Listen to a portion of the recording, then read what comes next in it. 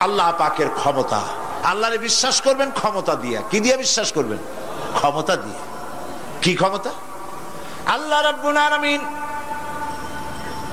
তার ক্ষমতা হচ্ছে দিনকে রাত বানাতে পারেন, রাতকে দিন বানাতে পারেন, সাগরকে নগর বানাতে পারেন, নগরকে সাগর বানায় দিতে পারেন, পথের মানুষ ধরে রাস্তার মানুষ ধরে প্রেসিডেন্ট বানায় দিতে পারেন, আবার প্রয়োজনে ফাঁসির মঞ্চে চড়াই দিতে পারেন। আল্লাহ রাব্বুল আলামিন জিন্দাকে মৃত্যু করেন, মৃত্যুকে জিন্দা করেন, সবকিছুর ক্ষমতা। ইন্নাল্লাহা আলা কুল্লি শাইইন কাদির। সমস্ত জিনিসের উপরে ক্ষমতা রাখেন কে? জোরে বলুন। সব জিনিসের উপরে প্রচন্ড ক্ষমতার মালিক। এই ক্ষমতা অ্যাপ্লাই করার জন্য আল্লাহ রাব্বুল আলামিনের কোনো বাটন টেপা লাগে না, সেনাবাহিনী ডাকার দরকার হয় না। শুধু বলেন দুইটা অক্ষর, বলেন তো কি? মাশাআল্লাহ, আপনাদের ওয়াজ শুনাইয়া মজা আছে, কারণ আপনারা বোঝেন। শুধু দুইটা অক্ষর, কোন হও, সাথে সাথে হয়ে যায়। এটা দুইটা ব্যাখ্যা আছে। একটা হচ্ছে যেটা আল্লাহ পাক এখনই চান সেটা কোন বলার সাথে সাথে তখনই হয়, আবার যেটা এখন চান না কিছু পরে, সেটার জন্য কোন বলার সাথে সাথে সেটার হওয়ার প্রক্রিয়া শুরু হয়ে যায়। সুবহানাল্লাহ। দেখেন না, এই যে ভারতের আনজার, ভুজ, আহমেদাবাদ, এইখানে আল্লাহ অবিশ্বাসী লোক যারা, তারা বলে প্রকৃতির লীলা খেলা। তো প্রকৃতি এটা কি কোনো জানোয়ারের নাম যা আল্লাহর অবাধ্য? আল্লাহ যা বলে তা শোনে না, এক জায়গায় কাঁপাই দিয়ে সব ভেঙে চুরে শেষ করে দেয়, অথবা বন্যা হয়ে সব ডুবাই দেয়। প্রকৃতি কোনো জানোয়ারের নাম নয়।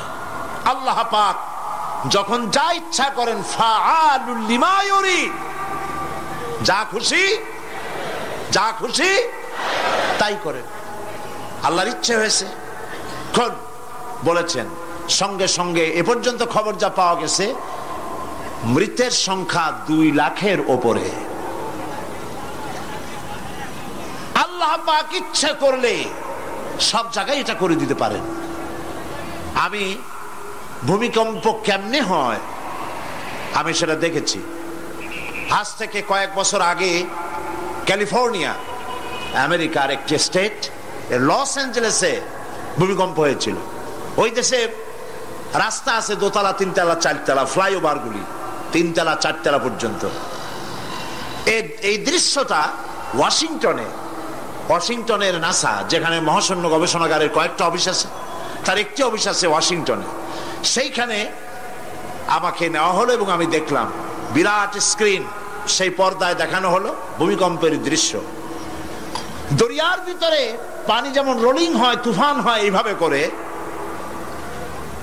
যখন ভূমিকম্প শুরু হলো তখন ক্যালিফোর্নিয়ার রাস্তাঘাট, মাটিগুলি, বিল্ডিংগুলি দেখতেছিলাম মাটির মধ্যে দরিয়ার মতো তুফান হচ্ছে এরকম করে।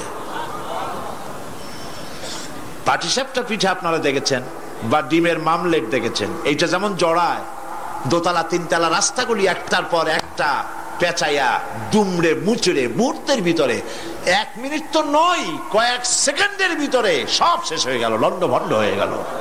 এইখানে কোনোদিন মানুষের বসতি ছিল বলে তার কোনো প্রমাণ নাই, কিন্তু দুর্ভাগ্যজনক সত্য এই, মানুষ এগুলি চোখে দেখে তারপরেও বিশ্বাস করতে পারে না। কপাল পোড়া। এগুলো কি? কপাল পোড়া, বিশ্বাস করতে পারে না। ক্ষমতায় যে যখন থাকে তখন চতুর্দিকে অন্ধকার দেখে, মনে করে যে এ ক্ষমতা আর আমার হাত থেকে যাবে না, যা খুশি তাই করব। কিন্তু তোমাকে নিয়ন্ত্রণ করার আরেকজন আছেন, আছেন কিনা? সেজন্য আল্লাহ পাক বলেছেন, ওয়ায়ামুদ্দুহুম ফি তুগয়ানিহিম ইয়ামাহুন, আমি যারা সীমা লঙ্ঘন করে আমি ঢিল দেই, একশোটে ধরি না, ঢিল দেই, দেখি কদ্দূর পারো। এই জন্য তো ফেরাউন বেঁচে ছিল 950 বছর।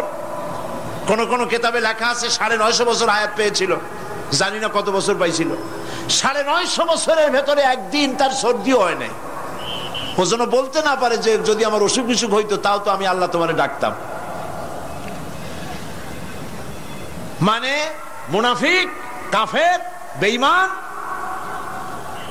অহংকারী। আল্লাহ সুযোগ দেন, পাপিষ্ঠকে সুযোগ দিয়ে দেন। এই কথা যেন বলতে না পারে যে আল্লাহ আর যদি 6টা মাস সময় পাইতাম তাহলে আমি ভালো হয়ে যেতাম। এরকমও সুযোগ দেওয়া হয় না। ঠিক আছে, করতে থাকো, দেখি কতদূর পারো। তারপরে যখন সীমা লঙ্ঘন করে করে একদম প্রান্তে এসে যায়, তখন দড়ির অপর প্রান্ত কার কাছে? কার কাছে? ঘুড়ি যত উপরেই ওড়ে, ঘুড়ির লাটায় ওই পেছনে একটা সুতা আছে, সেই সুতাটা আরেকজনের হাতে, ঠিক না?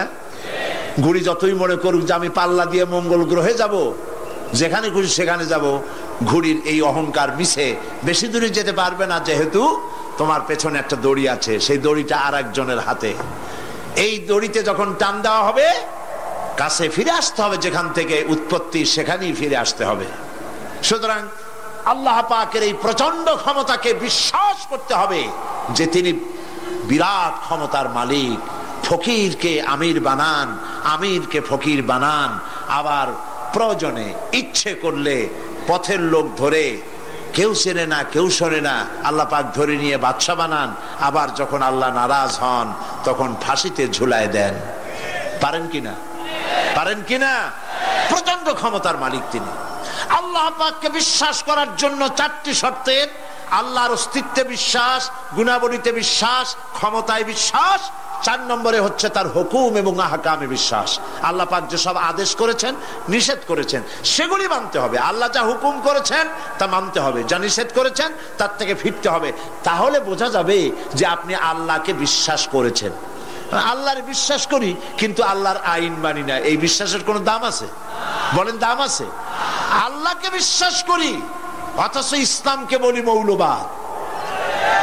ইসলামের কাজ যারা করে তাদেরকে বলি মৌলবাদী। আর যাই হোক, এগুলো মুসলমান না, এগুলি মুনাফিক।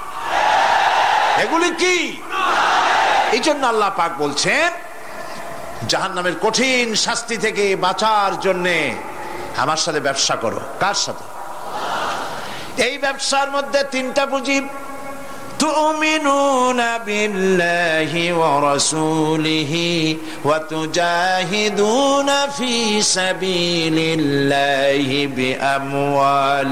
বিআমওয়ালিকুম ওয়া আনফুসিকুম যালিকুম খায়রুল লাকুম ইন কুনতুম তা'লামুন। আমার সাথে ব্যবসা করো। সেই ব্যবসার পুঁজি হলো 3টি। পুঁজি কয়টা? বলেছি কয়টা? একটাও এখনো শেষ হয়নি। প্রথমে বলেছিলাম আল্লাহর প্রতি ঈমান, 2 নম্বরে রাসূলের প্রতি ঈমান, 3 নম্বরে এখনই ভুলে গেলেন? জোরে বলেন কি? এখন আল্লাহর প্রতি ঈমান আনলে পরে উপকার কি কি কি উপকার হয় সেটা শোনার দরকার কিনা? ফায়দা ছাড়া তো মানুষ কাজ করে না, ফায়দা হইতে হবে, লাভ হইতে হবে। ঈমান, আল্লাহর প্রতি ঈমান আনলে অনেক লাভ। তার মধ্যে কয়েকটা লাভের কথা আজকে আমি বলবো ইনশাআল্লাহ। বলেন ইনশাআল্লাহ। বলবো কিনা?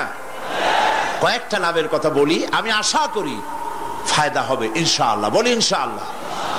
1 নম্বরের ফায়দা, আল্লাহর উপর ঈমান আনলে মুখস্থ করেন, কাগজ কলম থাকলে লিখে নেন, আর না হয় মনে মনে রেখে দেন, মেমোরিতে ধরে রাখেন।